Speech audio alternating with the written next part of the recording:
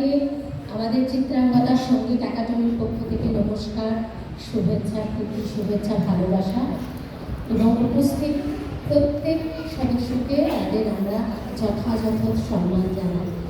দক্ষিণ কলকাতা সবার আশীর্বাদ আমাদের আজকে এই মঞ্চ দিয়ে আমাদের খুব আনন্দিত করেছে। আমরা খুব আনন্দিত।